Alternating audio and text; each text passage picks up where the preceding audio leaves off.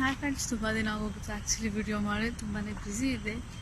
So actually ಆಮಲ್ಲ ಯಾರೇನು Mysuru ಅಪ್ಪ ಮತ್ತು ನಾನು ಮೈಸೂರು ಬಂದಿದ್ದೀವಿ.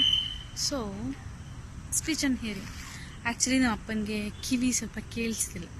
ಸೊ ಹಾಗಾಗಿ ಎಂಥ ಅದು ಮಿಷನ್ ಬರುತ್ತಲ್ಲ ಕಿವಿಗೆ ಹಾಕೋದು, ಅದನ್ನು ಕೊಡಿಸುವ ಅಂತ ಕರ್ಕೊಂಡು ಬಂದಿದ್ದೀನಿ. ಆ್ಯಕ್ಚುಲಿ 20 days ಬ್ಯಾಕ್ ನಾನು ಬಂದಿದ್ದೆ. ಸೊ ಅಲ್ಲಿ ವ್ಲಾಗ್ ಮಾಡಲಿಕ್ಕೆ ಆಗಲಿಲ್ಲ, ಸ್ವಲ್ಪ ಬ್ಯುಸಿ ಇದ್ದೆ ನಾನು ಅವತ್ತು.